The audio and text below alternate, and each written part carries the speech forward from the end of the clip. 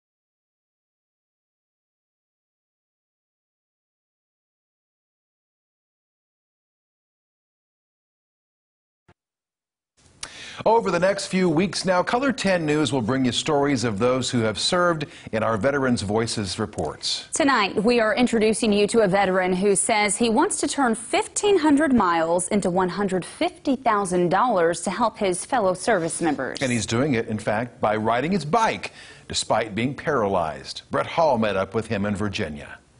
After biking 120 miles in one day, most people likely wouldn't agree to a bike race. 3, 2, 1, go! But you will quickly learn Ricky Raley isn't most people. There isn't a challenge he won't take on. I've been on variations of this style of bike for about 10 years now. Raley was paralyzed from the waist down after he was involved in a car wreck in 2009.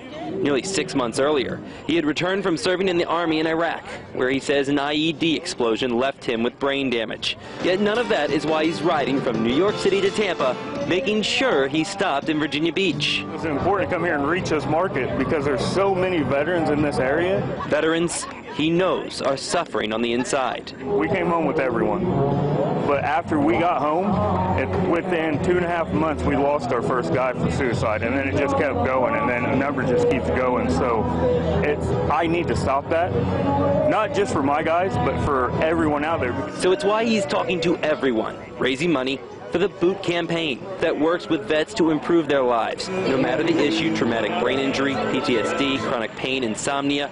Raley says there is help. No one needs it more than you. I'm Brett Hall reporting. And back here tonight with us, new at 6 on Color 10 News. Jimmy mentioned the lottery there, and two Missouri lottery players here at home are new millionaires tonight. A Mega Millions ticket sold in Branson matched all 5 white ball numbers, and a Powerball ticket up in St. Louis came through for a lucky winner there. And another store selling CBD oil is opening in Springfield, but this one has something a little different. The new owner is offering hemp products as well. At 6, we'll find out why the November 6th election could add yet another product. On the way here at 5, though, an Arkansas animal shelter had a big problem: no room to play. That problem is solved with help from some generous volunteers. That's coming up after this look at what you'll see at 5:30. On the CBS Evening News tonight, we are live in Houston, Texas, taking a look at some of the closest congressional races in the country that could help decide control of Congress. That's on tonight's CBS Evening News.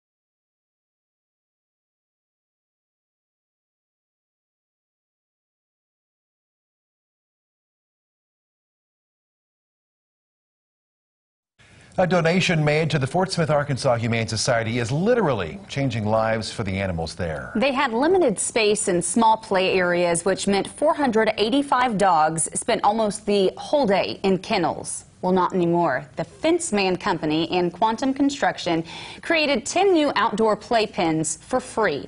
The Hope Humane Society got was 7-foot fences that will actually guarantee the safety of the larger dogs and then also allow the animals to spend some more time roaming free. It was just heartbreaking to come here and see them in that little pen, you know what I mean, and I've seen how much, you know, it seems to mean to them to be out in the yard. So it's a good thing for them. It's going to be good for the dogs and good for the community. It's not going to feel so much like a jail, shelter. I think it's going to feel more like a home in a way. They're going to have their own little backyard, kind of. Wagging tails and happy faces will soon fill the new playpens, saying thank you to their two-legged friends. On that note, we will say thanks for watching Color 10 News at 5. We'll see you back here in just 30 minutes for our news at 6.